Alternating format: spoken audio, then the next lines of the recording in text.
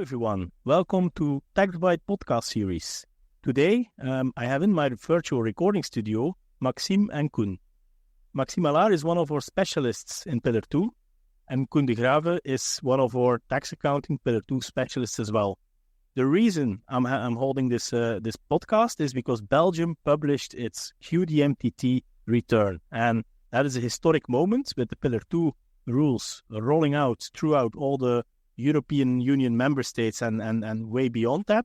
It is a true remarkable point that we have reached now where the first QDMTT return is being published. So it's interesting to take a look at how Belgium looks at this return, what is in there, etc.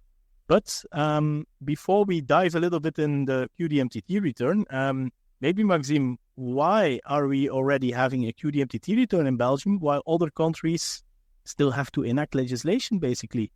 Can you maybe clarify that a little bit for our audience? Sure, Peter. And hi, everyone. So, indeed, in Belgium, so the filing deadline for the QDMTT return is 30 November 2025 for the first returns to be filed. So very early compared to other countries.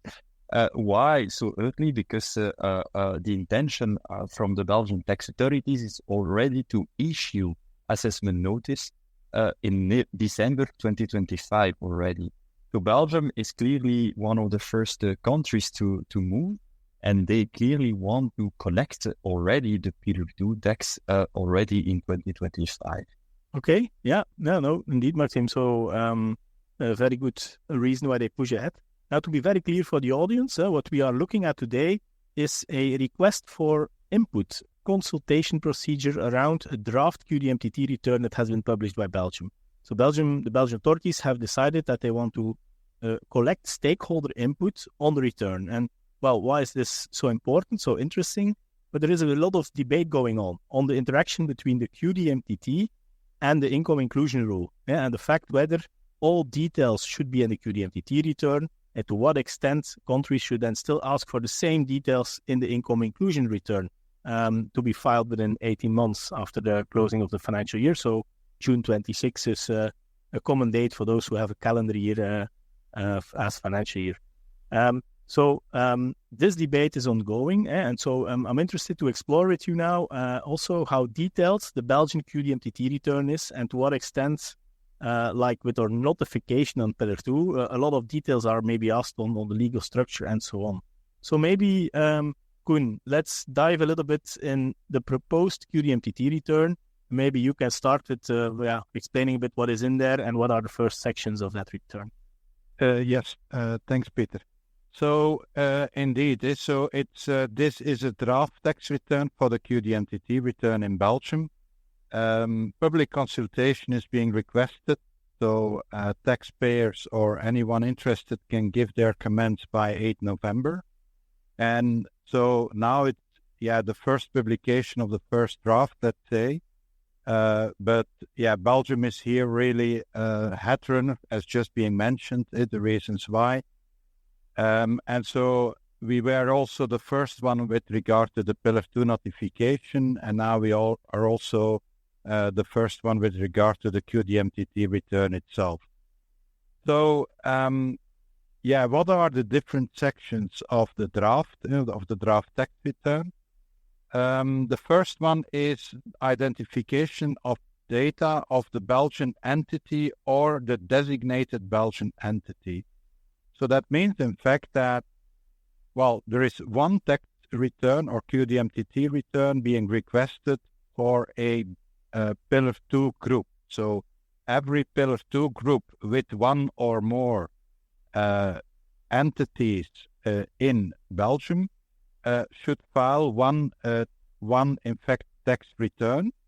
And so the reason why they ask both the identification of data of the Belgian entity or the designated Belgian entity means that if there is just one qualifying entity, constituent entity in Belgium, then of course the identification data are being requested of that particular entity. If there are several entities in Belgium for one Pillar 2 group, then the data or the identification data in Section 1 are being requested for that particular designated Belgian entity for Pillar 2 purposes.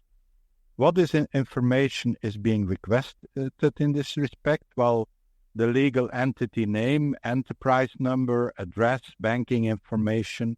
So that kind of information is being requested in the first section, but also the contact details of the so-called designated contact person.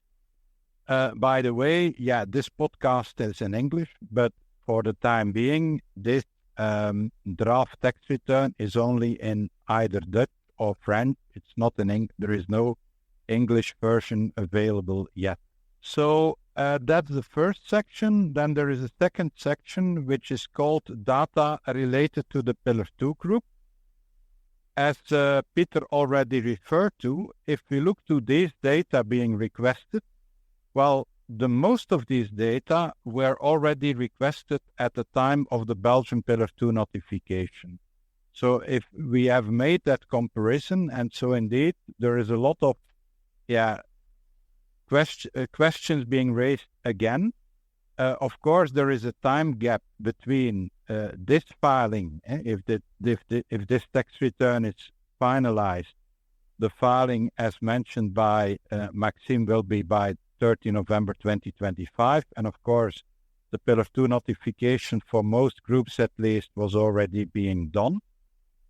So there could be differences in answers on the same questions in some on some topics, but at least you would expect that most of the answers to be given on the same questions would be the same. So one of the suggestions that we will give to the Belgian tax authorities in terms of the public consultation process is, in fact, why can't we just kind of pre-populate these data from the initial notification, and that the taxpayer just have to check whether some of these data have changed in the meantime because of the difference in timing of this tax return to be filed and the original Belgian Pillar 2 notification. That would at least save some work or would be user-friendly at least for the taxpayer. Then, in addition, there is also information being requested about the jurisdiction where the income inclusion rule and the under-taxed profit rule is applicable for the concerned Pillar 2 group. So that's something on top of the QDMTT in itself. So they also ask questions related to the income inclusion rule and the under-taxed profits rule, and in what jurisdiction that would be applicable. And also they ask information in this section about the entity that is deemed to pay the Belgian top-up tax if applicable.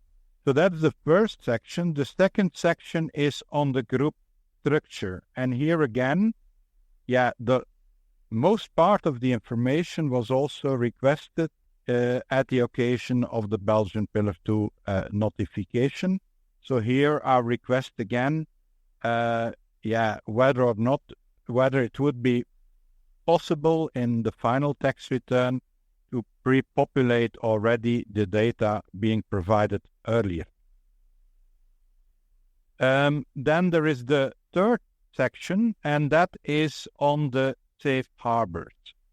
The safe harbors, there are different types of safe harbors, but what is also here relevant is that we only see one format of a tax return. So in other words, there is no specific QDMTT return foreseen for safe harbor. So it could potentially be an option whether there would be a possibility to say, okay, we have a kind of QDMTT form specifically for the safe harbor groups in Belgium, and another one for the ones which are not safe harbored, but that choice has not been taken. If we look to this draft tax return, it is not as such crystal clear what other data, apart from the one in Section 3 on the safe harbor itself, should be completed by a safe harbor, a safe harbored group in Belgium. So it may raise some confusion. You could think, okay, all the other data could be relevant to be completed, But then related to that is the question, is there not a kind of way to make it a bit more simpler for particularly those entities which are being safe harbored? Now, in terms of the types of safe harbors, we have different types. So you have, and that we know from the work at the international level, we have the temporary safe harbor. But most recently, we also have permanent safe harbor rules already available in Belgium. And then we have the de minimis exclusion rule. So all these three categories are being part of that Section 3. And for each of them, quite some data are being requested to be completed in this form. And then a fourth section are the so-called elections. And well, if you read the Belgian Pillar 2 legislation, you will see that there are quite some elections that can be made or that should be made by groups. And the form, the tax return, in fact, make bucket of those different types of elections. And these types of elections are, on the one hand, made based on to whom those elections may apply. Are they so-called jurisdictional? So in other words, if you have different entities within the same Pillar 2 group in Belgium, that they are, if you choose for these types of elections, that they are applicable to all of them? Or are it more elections that could be relevant or that could be chosen for one particular or more particular constituent entities, regardless of how many entities or constituent entities there are established in Belgium? So those two types of categories are data are being requested for each of these two types of elections. And secondly, also a distinction is being made depending on for what time, for what time frame that election is being made. You probably remember that there are, on the one hand, elections that are being made for 1 year, but there are also elections that can be made for 5 years. So these different categories of elections are being presented in the form, and for each of them, data or particular data are being requested to be completed. Of course, those elections are relevant for eventually the QDMTT calculation, and with regard to the calculation of the QDMTT, that is a separate section, and that will be further explained briefly by Maxime. Yeah, but before Maxime continues, Koen, is it fair to say that clearly Belgium is taking here a quite detailed approach in the QDMTT? Based on what you explained here, seems like, again, a lot of information is asked.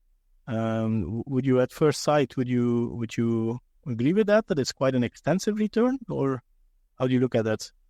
Yeah, I fully agree with that, because we had these discussions already at the time of the Pillar 2 notification, so that quite some information was being requested, which was not strictly necessary to determine, in fact, the Belgian Pillar 2 tax. But of course, given the fact that large part of this information is being repeatedly being requested in the context of this QDMTT return, it's somewhat, which that only reconfirms, in fact, that the data being requested is quite extensive, and even more extensive than you would typically expect to be necessary for the strict QDMTT calculation in itself. And as I said, it's particularly also for the safe harbor Pillar 2 groups, or at least safe harbored in Belgium, that for the time being, because there is no specific form for them, that there is quite some data to be given, whereas in fact the outcome will be, of course, if it's qualifying, that's a key element, the outcome will be that there is no top-up tax to be levied anyway, that then there is information being requested in the context of safe harbor is normal. But here, the full form, in fact, you could you could have to look, or you will have to look to the entire forms, all of these data points in order to see what should be completed and what not for safe harbor. So particularly for the safe harbor, it's quite extensive. Okay. Yeah, but it's still open for feedback. So I guess this could be valuable feedback. So in the audience, if you hear this and you want to react to the return, please know that you can do so. So as a stakeholder, you can provide the authorities with your feedback. But Maxime, we only took the first sections. Looking at the rest of the return, can you take us briefly through the other sections, maybe? Of course, Peter. So the next section is section 5, and section 5 of the draft QDMTT return is actually a crucial one, as it includes the main components of the QDMTT computation. So it will really guide the determination of the QDMTT in relation to the reporting year. So the first important point to note in relation to section 5 is the fact that the draft QDMTT return does not indeed, and you mentioned it, Koen, does not clearly indicate that this section should be omitted if safe harbors are applicable. So this means that there might be unnecessary complexity if Belgium qualifies for safe harbors clearly. So clarifying this in the final QDMTT return form would certainly ensure that if Belgium or even a Belgium subgroup qualify as a safe harbor, then less information will be required, simplifying drastically the reporting process as well. That was the first important point that I wanted to make. And then the second interesting point in relation to section 5, as well as actually the level of detail that is required in this section, which, as you mentioned it, Peter, a topic of debate, clearly, but based on the current draft, it appears that a detailed breakdown of the adjustment is actually not requested at this stage. So instead, the groups will need to provide the outcome of the computations in relation to the global income, to the adjusted corporate taxes, and to the substance-based income exclusion. So it means that in practice, when you will need to report on the global income, the Belgian entities will need to report the financial accounting net income or loss and the global income in relation to Belgium, of course, but there will be no need at this stage to provide a detailed view on the actual computation as the adjustment. Like you can have adjustments, of course, in relation to excluded dividends, you can have adjustments in relation to equity gains and losses, and these will not need to be provided in the QDMTT return. So it means that section 5 will have as a purpose to collect the information in relation to the main building blocks of the Pillar 2 computation, including adjusted corporate taxes, including, as I mentioned, the global income, the substance-based income exclusion, allowing ultimately the computation of the top-up tax percentage and ultimately the Belgian domestic top-up. So this is what is to be said in relation to section 5. In relation to section 6, this is something which is extremely important, and certainly in Belgium, because this section relates to the advanced tax payment. So as you may know, in Belgium, the Belgian Pillar 2 law has included the option for taxpayers to make prepayments, which can help to either reduce or even offset an increase in the Belgian top-up tax due. And in practice, what is required by Section 6? Taxpayers are basically required to provide detailed information on the amounts of advanced tax payments that were made for Pillar 2 purposes. So including entity information, so information in relation to the entity that made the advanced tax payments for Pillar 2, as well as the name and the bank account details of the entity. And it will need to provide as well a breakdown of the amounts that were paid each quarter as advanced tax payments for Pillar 2. So interesting as well to note in relation to Section 6 is that the excess amounts of Belgian corporate tax on or non-resident income tax advance tax payments, if there are any, of course, they can be utilized as well in order to reduce the increase for insufficient Pillar 2 prepayments. That's an important one, and this is the reason why Section 6 will require as well taxpayers to provide the company number of the Belgian entity or entities that have made excess advance tax payments for corporate tax or for non-resident income tax, as well as, of course, a breakdown of the excess amounts per quarter. So, on this point, Maxime, I think that some taxpayers were wondering whether it would not be feasible to just do corporate tax advance payments, and knowing that the excess would anyhow be transferred. I think here the tax authorities have clearly asked business to really do a best effort to really allocate in the right way your tax prepayments. So at least that's as an authority, they also had a good view on what amounts of Pillar 2 can be collected in Belgium. So that was a clear ask, I think, recently by the administration. Certainly, Peter. And I'll come back to that as well. Indeed, that's very important to make sure to compute the advance tax payments in relation to corporate tax or non-resident income tax in the most appropriate manner, as well as the advance tax payment for Pillar 2, because there will be two different assessment notices, right? So that's important ultimately, that these are computed in the most appropriate way.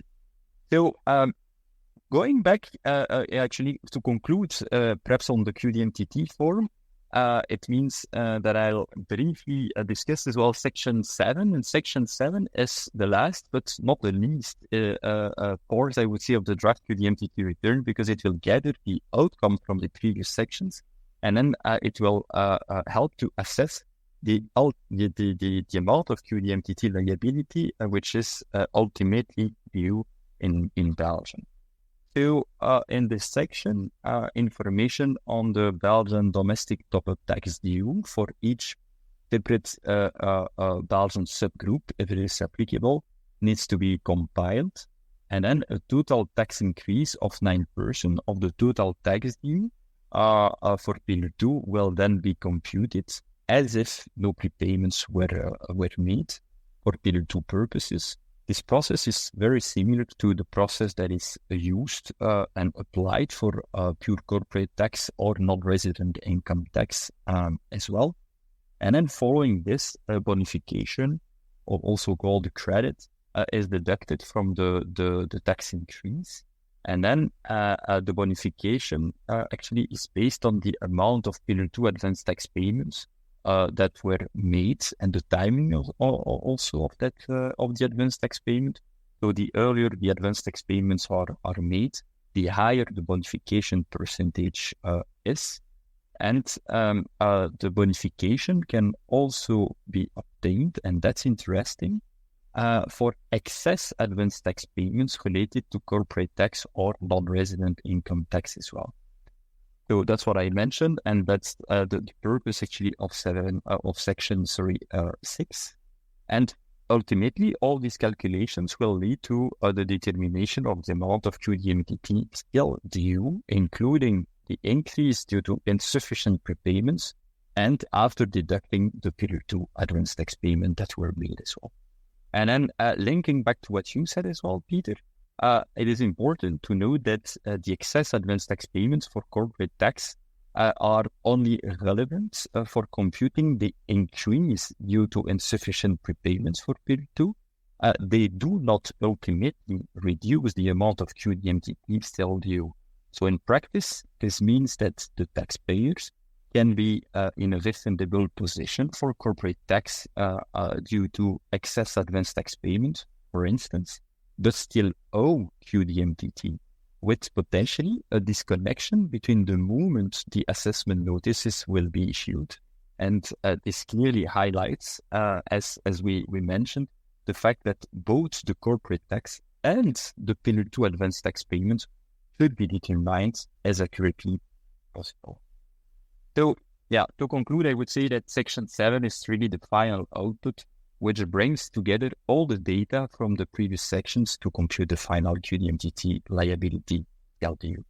Okay, well, thanks, Maxime. Koen as well to lead us through in detail through the proposed QDMTT return.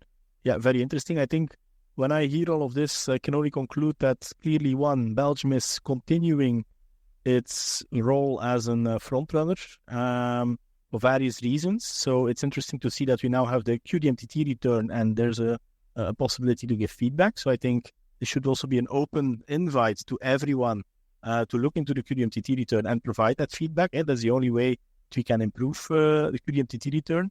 But two, I also see again the tendency, not only in Belgium, but also in other countries, that the compliance burden of Pillar 2 will not be light. So there will be a quite extensive information needed in November 25.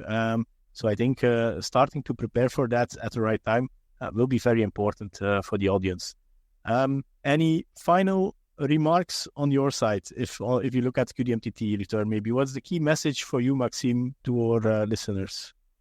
My key message is really to be prepared indeed, because there is a lot of information that is required, and even though a lot of information comes from the Pillar 2 notification, a lot of additional information needs to be provided. So yeah, be prepared for that. And Koen, what would be your recommendation to our audience? I know this is maybe an unexpected question, so. Well, the recommendation would also be to already have a look at it in the context of the tax reporting itself. So this is already going on. So for listed companies especially, if there would be an expectation to pay any top-up taxes in Belgium, look at this form more closely, look at the calculations, and Maxime already referred to it. So it's primarily related to the outcome of the calculations, not the underlying details, although the information section is very detailed, the calculation section is less detailed. But nevertheless, look at it if you are calculating now already the tax provisions in the context, for example, of group reporting.